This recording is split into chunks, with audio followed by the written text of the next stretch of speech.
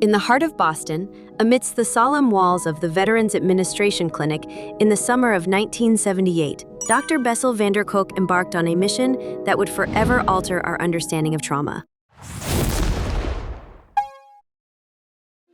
It was a day like any other, yet it marked the beginning of a profound exploration into the depths of the human mind. As Dr. van der Kolk carefully hung a reproduction of a Breuil painting, the clinic doors swung open, revealing a disheveled man in a stained three-piece suit, clutching a copy of Soldier of Fortune. This was Tom, a Vietnam veteran, whose presence would embody the silent struggles of countless soldiers returning from the battlefield. Tom's story was one of stark contrasts. A valedictorian of his class in 1965, he had followed his family's military tradition by enlisting in the Marine Corps. Yet the horrors of Vietnam left him emotionally numb and disconnected from his loved ones. The 4th of July, a symbol of freedom and celebration, became a trigger for memories of war, fireworks mimicking gunfire, the heat of summer recalling the sweltering jungles, and the rustling foliage echoing the dense forests he had once navigated. These sensory echoes ignited vivid, distressing flashbacks, driving Tom to isolate himself, fearing his own rage might harm his wife and 2 young boys. Dr. van der Kolk saw in Tom a reflection of his own childhood experiences in post-war Holland. He had witnessed his father's explosive rages, an inheritance from a man who had survived a Nazi internment camp, and similar behavior from his uncle, a Japanese prisoner of war. These early exposures to trauma shaped van der Kolk's empathy and understanding, fueling his dedication to unraveling the complexities of traumatic experiences. As Dr. van der Kolk delved deeper into his work, he began conducting systematic interviews with veterans, seeking to understand the pervasive impact of war on their lives. Among them was Bill, a former medic turned minister, who suffered severe flashbacks of dying children, memories that surfaced during the quiet moments of his daily routine. Through innovative Rorschach tests and in-depth conversations, van der Kolk discovered that trauma fundamentally altered perception. For most veterans, their war experiences were vividly etched into their minds, visible in their responses to inkblot images, while others had lost the ability to imagine anything at all.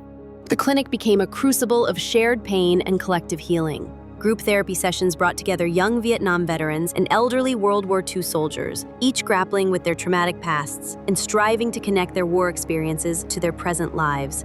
Their stories echoed a growing recognition of post-traumatic stress disorder, or PTSD, officially diagnosed in 1980, a milestone achieved through relentless advocacy by veterans and psychoanalysts alike.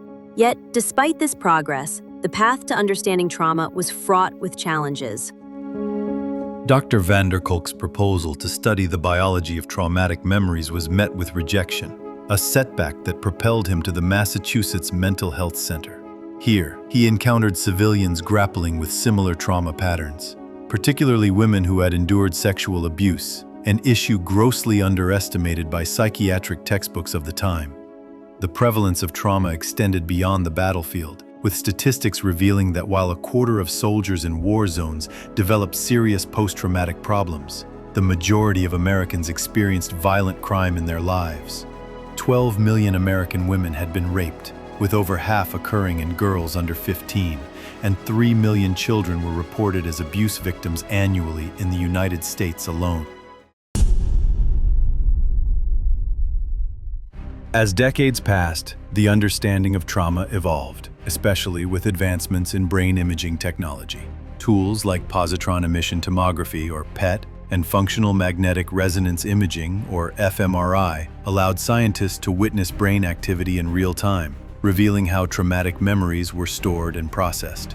Studies with individuals like Marcia, a school teacher devastated by a car accident, demonstrated the stark differences between trauma-induced brain activity and neutral experiences.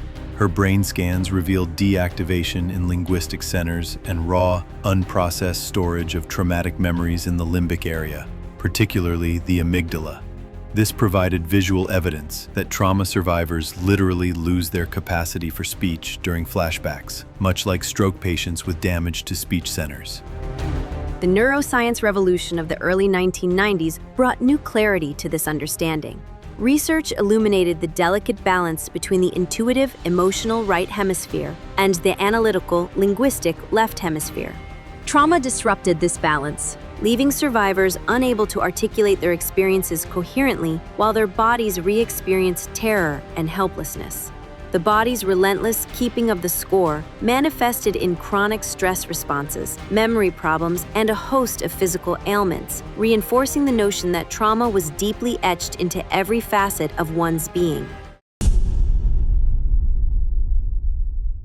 Dr. van der Kolk's work extended into the late 1960s and beyond, exploring the intersections of psychotherapy, medication, and the profound effects of trauma on both soldiers and civilians. His observations at the Massachusetts Mental Health Center highlighted the disconnect between midnight confessions of abuse and the clinical focus on managing symptoms rather than understanding their origins.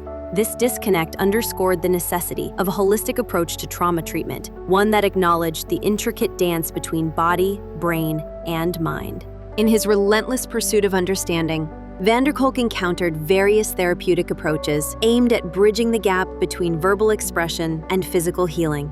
From the pioneering work of Stephen Porges's polyvagal theory, which emphasized the importance of social relationships in trauma recovery, to the integration of yoga, theater, and neurofeedback into treatment plans, the path to healing was becoming increasingly multifaceted. His collaboration with Judith Herman and their development of the Traumatic Antecedents Questionnaire revealed profound connections between childhood abuse and complex trauma responses in adulthood. The Adverse Childhood Experiences, or ACE, study further illuminated how early trauma could dictate one's physical and mental health trajectory, underscoring the urgent need for comprehensive, trauma-informed care. Innovative therapies like eye movement desensitization and reprocessing, or EMDR, and internal family systems, or IFS, offered new avenues for survivors to process and integrate their traumatic experiences. These methods emphasize the interconnectedness of body and mind, recognizing that true recovery required more than just cognitive restructuring.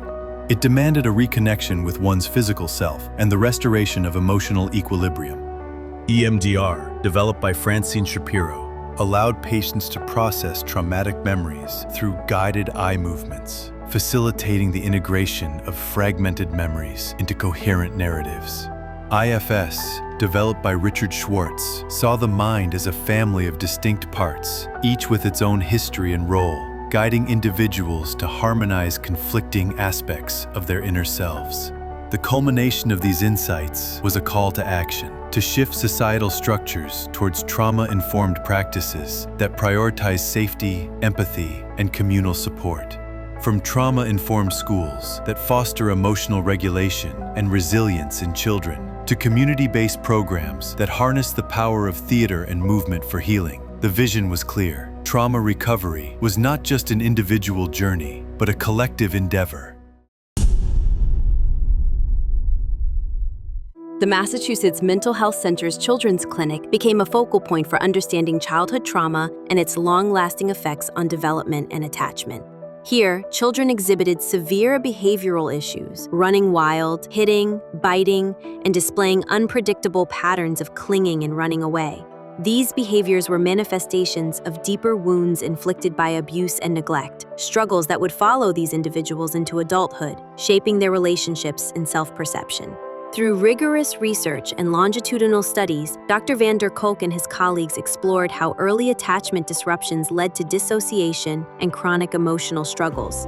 The work of British psychiatrists like John Bowlby and Donald Winnicott provided foundational insights into how secure attachment in childhood fosters emotional resilience, while disrupted attachment patterns result in a lifetime of relational and self-regulation challenges.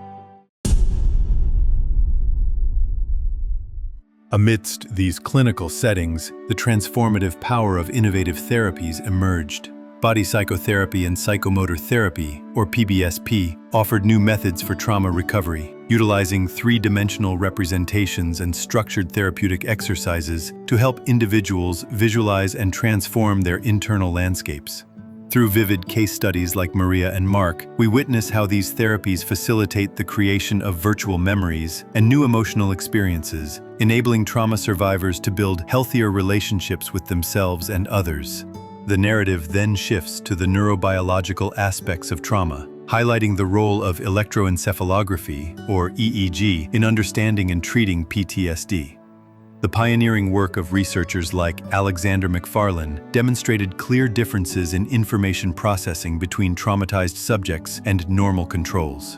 Neurofeedback, a therapeutic tool that alters brainwave patterns, became a beacon of hope for individuals like Lisa, a nursing student who overcame severe childhood trauma through dedicated neurofeedback treatment. Yet even as scientific advancements paved the way for new treatments, societal responses to trauma often fell short. The rise of pharmacological approaches in psychiatry, while providing relief for some, overlooked the intricate interplay between body, mind, and environment that defines trauma recovery. The opioid crisis, a tragic testament to the limitations of medication-based solutions, underscored the urgent need for more holistic, integrative approaches to mental health. Amidst these challenges, the narrative celebrates the transformative power of communal rhythms and creative expression. Theater, music, dance, and other forms of artistic expression emerge as powerful tools for trauma recovery, allowing individuals to articulate their experiences, build resilience, and foster meaningful connections. Programs like Urban Improv in Boston, the Possibility Project in New York City, and Shakespeare & Company in Lenox, Massachusetts, showcased how creative collaboration and communal engagement could facilitate profound emotional healing and personal growth.